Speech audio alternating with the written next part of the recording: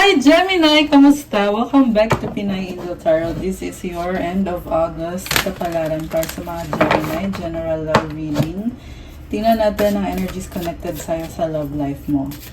And pasensya na kayo guys, medyo na-delayed yung reading nyo this month. Grabe, sobrang busy lang talaga with personal matters. Kaya, pasensya na po. Don't worry, ito na. Ito na ang iyong, actually August reading to kasi iba naman yung for September. Ready ko lang yung mga cards nyo. Kumusta naman kayo? Comment present. Comment para alam kung nanonood kayo. Tingnan natin yung side ng babae at ng lalaki sa connection na to. Pwede nyo rin i-share sa akin kung ano exactly yung pinagdadaanan nyo. Kasi masasagap natin yan every time na may readings para sa Gemini. So, kuha pa tayo ng oracle messages.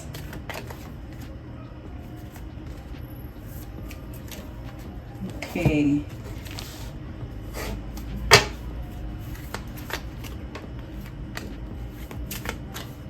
Kung bago po kayo, please subscribe, hit the notification bell. Make sure na click nyo na yung like sa video na to. Okay, unang mensahe. A message for you. I'm thinking of you this very moment. Your love fills me with light. I love you. Grabe Gemini, sobrang mahal ka nitong person mo. Naisip ka niya at yung pagmamahal mo ang nagpapasaya sa kanya. Grabe, ang lalim. Meron kang synchronicity, emotions, marriage. So a divine soul counterpart relationship is blessed with amazing moments of synchronicity. Look deep within your emotions. A marriage of souls is a union of two divine counterparts blending together. Soulmate mo tong taong to.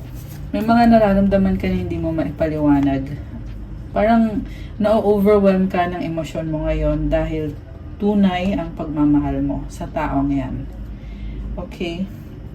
Actually, ganun din siya Kasi yung una nating titingnan yung energy ng person mo. So, ang nafe-feel ko dito guys, yung person mo ay hindi man niya maipaliwanag pero talagang na-attach na to sa'yo. Parang ikaw na yung kinoconsider niya as partner niya sa lifetime na to. Ikaw na yung the one niya. Okay, and I'm not saying that para lang pagandahin yung reading pero yun talaga yung nakita ko dito. Na-overwhelmed with emotions. So, posible pareho kayo. Pareho kayong dalawa. Umaapaw yung pag-ibig. Okay. Next card, adjacent possibilities, blossoming abundance, yin and yang. Ang daming options, daming blessings, binabalanse mo, may yin yang energy. Okay. So, posible din to sa career mo, merong abundance. Siguro nagsabay-sabay yung mga blessings. Yin yang is about strength. Balance ka ngayon. Okay. From the tarot, overall energy ng person mo, Queen of Wands. May bagong offer sa'yo. Ang nakita ko is fire sign, Aries, Leo, or Sagittarius energy. Or baka yan yung nasa chart ng person mo. So, tingnan nyo din yung chart. Nag-a-adjust siya sa'yo, pinag-aaralan ka niya. May mga ugali na magkakaiba kayo. Pero pinag-aaralan ka niya at ngayon dumating sa point na binago niya yung sarili niya at may gusto siyang i-offer sa'yo na bagong simula. So, High Priestess, Four of Wands, the Lovers, the Death card, and the Three of Pentacles. Okay. So, take note na roles can be reversed. Okay, pero anyway, for the purpose of this reading, ang nakita ko dito, yung person mo tahimik. Andyan pa rin yung commitment sa inyo, napakalalim. Twin flame connection or soulmate connection. Kita mo magkakatabi itong 11-11 to yung Four of Wands, tsaka yung the Lovers, feminine and masculine energy. So, yun nga lang guys, may problema dito death, maring nagkaroon ng hiwalayan. Three of Pentacles. Yung natitira na lang sa inyo ngayon is yung 444 on the clock, angel numbers. Oh my gosh. So, yung natitira na lang is yung partnership. Pero when it comes to commitment sa isa't isa, Oo, ramdam nyo pa rin, committed kayo, pero yung actual, merong nagbago. So, may conflict na nangyari. And, pinipili ng person mo na manahimik, huwag nang magsalita. Pero dama niya yun eh, sa totoo lang. Kanina merong synchronicity na card. Hindi niya maipaliwanag kung bakit ikaw lagi naiisip, naaalala. Parang, ang tindi ng tama. Tinamaan talaga tong person na to sa'yo. And, sa part mo naman, merong 10 of Wands, 6 of Swords, 5 of Cups, Page of Cups, Judgment card. So, burden ka dito, kaya tumalikod ka muna, pero sa pagtalikod mo, saka ka naman nakaramdam ng panghihinayang. At sobrang emosyonal, mukhang may gusto kang sabihin sa taong yan na magdadala ng pagbabago, or baka may desisyon ka na gustong sabihin sa kanya. Nakita ko dito in control ka or gusto mong kontrolin. So, pero alam mo sa totoo lang, Gemini, mahal ka naman ng person na to eh. Kung ano man tong problema ninyo, pag dinaan nyo sa maayos na pag-uusap, tatanggapin ka nito kasi kung sa tunay na buhay ay hindi okay, pero energetically, napakalalim ng connection na to. Wala akong masabi. Pero, ano mabas kasi dito, umiwas ka eh. Umiwas ka sa kanya. Sa pag-iwas mo, nakaramdam ka ngayon ng panghihinayang. At naiisip mo na baka mawala yung opportunity. So, decision mo yon kung gagrab mo ba yung opportunity na makasama yung taong yan. Queen of Swords, mukhang nanlamig ka dito, Strength card.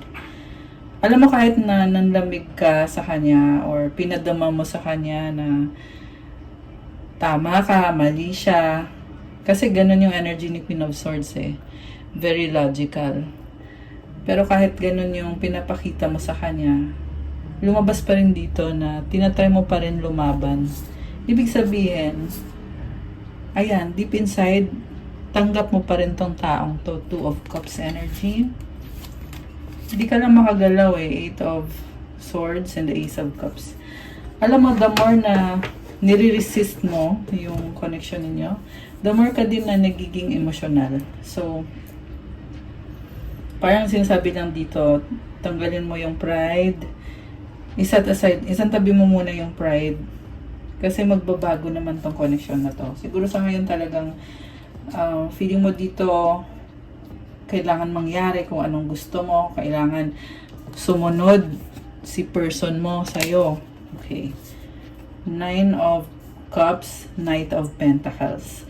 May nakita kong long distance relationship and I feel like gusto mo siyang makasama pero dahil magkalayo kayo, may distance or may responsibilities na naglalayo sa inyo, kaya nahihirapan ka, nakaka-feel ka dito na parang gusto mo sana siyang makasama, makita araw-araw, gusto mo siyang mayakap, alam mo yon yung mga bagay na yon, pero hindi mo maibibigay sa kanya.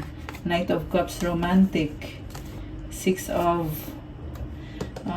Pentacles. So, nakita ko ngayon dito may mga pangangailangan ka, financial, and also moral support. Siguro isa tong person na to sa nagbibigay sa'yo ng support na yan.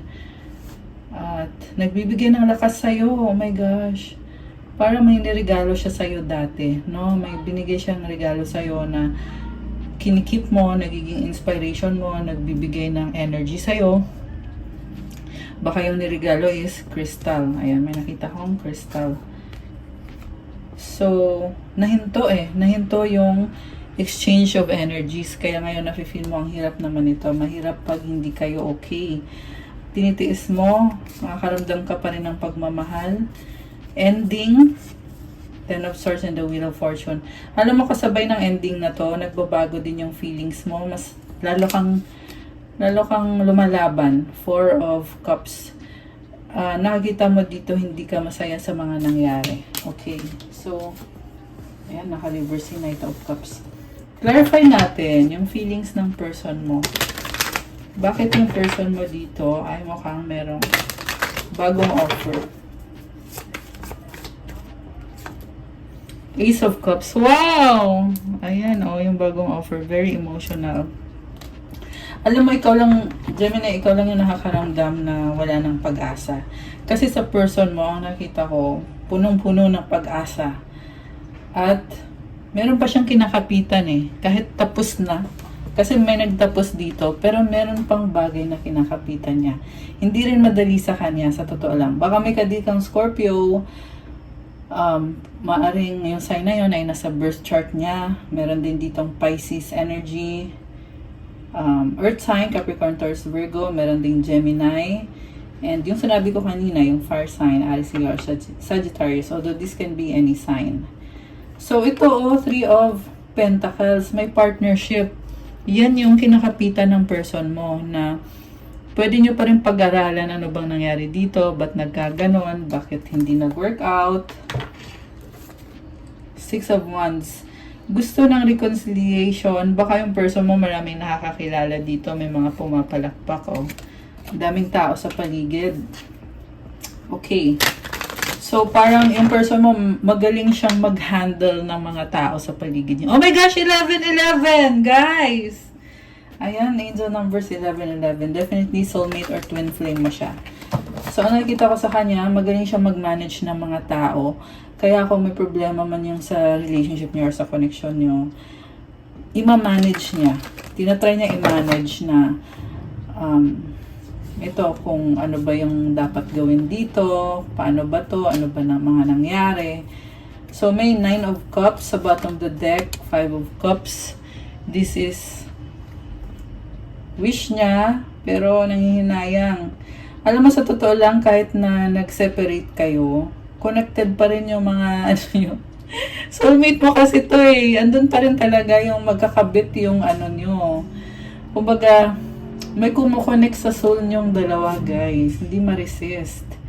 So, si person mo, emotional. Malakas ang water sign, Cancer, Pisces, Scorpio. Parang, yung isip niya dito, na sana magbago. Sana magbago. Parang may kulang. Ever since na nahinto yung connection nyo. Oh, 2:22 on the clock. Ayan, 12:22. So, King of Cups, Two of Wands. Nagsustok sa'yo, parang dami niyang nakikitang mga signs or ano ba to mga tinitingnan niya sa social media mo. May mga pinag-aaralan siya eh. Medyo parang paranoid, parang medyo judgmental siya sa'yo, no? Tinitingnan niya lahat eh. Ten of Swords. Ayan, tapos na. Ang serious masyado nitong person mo. Oh, okay, I get it. Parang nagkaroon ng third party dito. At pakiramdam niya, naging tanga siya. Okay. Naging tanga siya. Yan yung iniisip niya eh. So, anyway, okay. Or baka naman pagsiselos lang. So, depende kasi, iba-iba din naman ang situation. Bawat isa na nanonood dito. Okay. So, ano ba mga decision ng person na ito? The World and the Page of Wands. Oh my gosh. May nagbago talaga. Ang daming pagbabago sa kanya. Posibleng pabalik-balik tong person mo. Kunyari, may nakita siya sa'yo na parang hindi maganda tong ginagawa ni Gemini. Ayoko na, may ganon. Tapos biglang babalik ulit. Magpaparamdam ulit or magsustalk siya ulit. Hindi pa ganon ka stable talaga. Pero one thing is for sure, gusto niya talaga mag-offer ng bagong simula dito. Ayan, yun lang, parang hesitant yung nakikita ko dito. May mga self-doubt, may mga fear. Okay, anong outcome dito? Oh my gosh, 10 of Swords, 2 of Pentacles, 8 of Wands. So again, ending, parang busy siya, pero posibleng mag-message sa'yo to or magpunta sa'yo itong person na to para mag-apologize or meron lang siyang gustong sabihin sa'yo na biglaan na energy. Emperor, this person is going to take action. Andito ulit si Queen of Wands, ipipresent niya sa'yo yung offer niya para sa'yo na Parang, Gemini, ito, gusto mo ba nito? Ito yung proposal ko sa'yo sa relationship natin. Tatanggapin mo ba to o hindi? May ganun eh. So, ang lakas ng energy ng merong Aries, air sign, Gemini, Libra, Aquarius. Again, nandito yung fire sign, Aries, Leo, Sagittarius.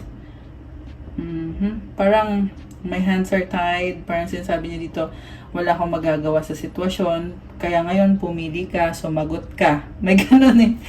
May ganun. Intense yung energy ng person mo. Sobrang seryoso. King of Pentacles. Parang maraming achievement tong person mo eh. And napaka-strong din ng energy niya, oh. May na-feel ako dito na galit pa siya, pero kaya kanyang harapin at kausapin, mag-offer sa'yo. Merong dragon, oh. Bongga nitong person mo. Very strong na personality. So, umaapoy. Grabe. Ang ganda, oh. Ayan. Red is a color of passion. So, sa pag-reach out niya sa'yo, punong-puno ng passion itong person na to. So, feeling ko siguro na-overwhelm ka sa taong to kasi very full of passion, very strong, masculine energy yung lumabas. So, babae man ng lalaki ang nakita ko sa mga really taking action. So, siguro ikaw, parang na-overwhelm ka na, ano ba tong gusto ng taong to sa akin? Ayan, may ganung pakiramdam. Pero, nakikita niya kasi sa iyo eh, na parang luhaan ka. Alam niya yon. Okay. Malakas ang intuition nitong person mo eh. Okay. Outcome for Gemini. 10 of Cups, 8 of Pentacles. Alam mo, hinihintay mo pa rin siya. Gusto mo magkabalikan kayo. Parang feel ko dito, handa ka na.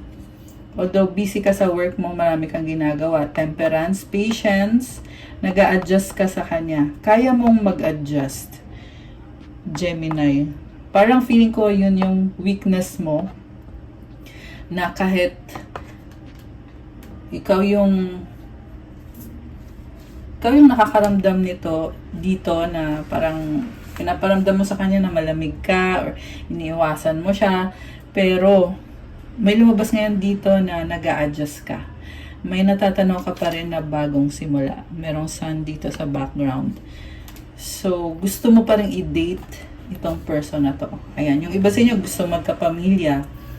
Yung isip mo tong person na to. Ayan. Or posible naman na pamilya na nga kayo. Okay. Queen of Pentacles. Focus on yourself. Waiting. Tower. 8 of Cups. So, pabago-bago ka rin kasi naantay mo siya, nagbago isip mo kasi parang nainip ka kakaantay sa taong yan, kaya ngayon nagdesisyon ka dito, wag na nga lang, iiwas na ako. Tapos biglang ito na naman, babalik ka na naman. Tapos defensive ka dito. Tapos malambot naman ang puso mo eh.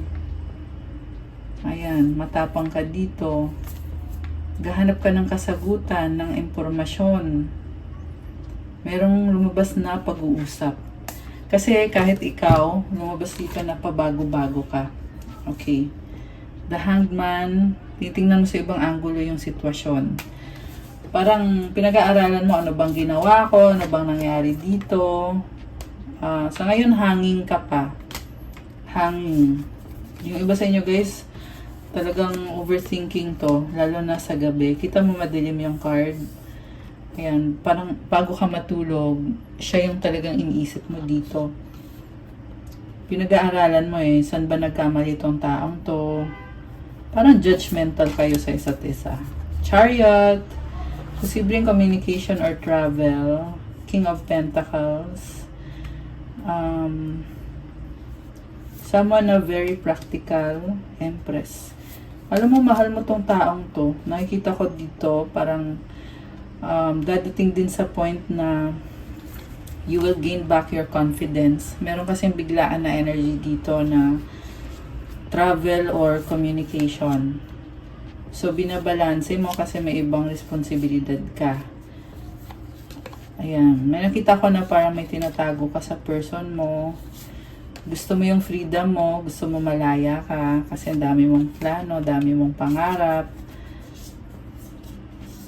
Aha. May nakita kong gusto mag-travel na Gemini. So, maingat ka dito.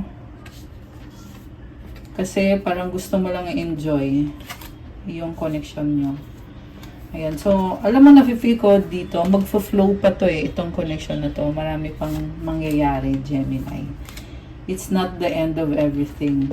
Posible, it's only the beginning of something big, something special. Pero may nasense ako dito na maliban sa person mo, may iba ka pang priority like trabaho mo, career, family. Yung iba posibleng breadwinner. Yung iba may anak na. Yung iba may anak sa ex-partner ninyo. May mga ganong scenario din eh. So, Sun, Strength, Ace of Wands. Ikaw to eh. You are following your heart. Ang lakas ng energy ng Leo. Oh my gosh. Leo season pa rin tayo ngayon as of the recording of this video. So, binubuksan mo yung isip mo. Pinag-aaralan, naghahanap ka ng impormasyon. May mga options dito. Ayan, may mga options. Alam mo, nagkaroon ng third party talaga dito. Ayan. So, mukhang nasa part mo yung third party. Kasi ikaw to eh. Ikaw to Gemini eh. Ayan. Pero, ano to, hindi to sa lahat ha. So, i-filter nyo guys. Very specific yung part na yan. Posibleng hindi yan magre-resonate yung part na yan sa lahat ng Gemini. Okay, so, ang nakita ko ngayon, nasa bahay, ini-enjoy mo yung time na nagre-relax ka, kasama yung family mo. Okay, daming tao, oh, may conflict. Nag-heal ka, hinihil mo yung sarili mo. And, magta-try ka ulit, babawi ka ulit. Merong attachment sa person mo. At,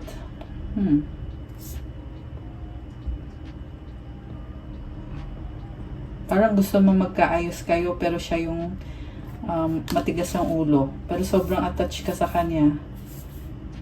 Parang pinipilit mo eh na na tanggapin ka niya pero hindi ka agad gumagalaw. No, Gemini, very ideal. Parang asawa mo na yan. Yung iba sa inyo talagang kasal na kayo. Yung iba naman ay gusto nyo nang mag-settle down kasama yung taong yan. Wow. Okay. Parang hinihintay mo lang yung tamang panahon na makapag-travel ka, magkaroon ng wedding, at minamanifest mo talaga tong taong to. Parang nagkakaroon ka ng mga realization. At ready ka na. Ayan ang sabi dito. Ano mga gustong sabihin ng person na to kay Gemini? Napakalalim, napaka-intense na reading. Okay, yung iba ay mauuwi sa wedding. So, kumbaga guys, sa hinaba-haba ng prosesyon, sa simbahan din ang tuloy. Okay. Mensahe ng person ni Gemini. I hide behind material things. My life is not as together as it seems. I want to feel that way again. I feel you even though we are apart. You speak to me through music. So, sabi ko nga kanina, yung iba sa inyo mag-soulmate, yung iba mag-twin flame, naalala ka niya palagi. Parang hindi niya rin maintindihan bakit palaging dumadaan sa isip ko si Gemini, bakit ganito yung nararamdaman ko. Gusto ko makasama ulit si Gemini. Namimiss ka ng taong to. May mga problema din siya sa personal life niya. Tinatry na lang niya i-enjoy yung life niya ngayon. Kahit na feeling niya parang yun na nga, parang syempre, gusto niya magkaayos kayo, pero pinipilit na lang niya i-enjoy yung buhay niya. Okay. Advice para sa mga Gemini viewers. Direction. Lord, please show me the right action right now. Please bring me a sign and a miracle that gives clear direction. May I hear the promptings of my own body, and if for some reason I'm about to head the wrong way, please stop me. Okay, so magdasal ka kay God, humingi ka ng guidance at ng direction para sa'yo. Kasi, maaaring mali yung gawin mo. May na-feel kasi ako, Gemini, na merong umiiwas na mga Gemini. So, pagdasal mo na mabuti yung sitwasyon kung tama nga ba yung gagawin mo, kung iiwasan mo itong connection na to, or baka mali ka, di ba? Kasi sa totoo lang, sobrang mahal ka nitong taong to. At ngayon, kung mag-iiba ka ng direksyon or tuluyan mo siyang iiwanan, baka manghinayang ka lang sa dulo. So, pag-isipan na mabuti. Ayan. Okay, guys! That's all for your Gemini for your August Kaparan. Thank you for watching. I-like nyo na itong video na to. Comment kung nagustuhan nyo ba or kung nag-resonate ba. Subscribe and hit the notification bell. Kung nag-resonate at kung kailangan nyo ng gabay or ng more information, you can book a private reading. May bayad po yun kasi ikaw mismo yung i-reading. Tingnan nyo na lang po sa description box. Message nyo ako sa Viber or sa WhatsApp para mas mabilis. Thank you and have a good day. God bless you. Stay safe. Love you mga Gemini. I'll see you again soon. Thank you. Bye!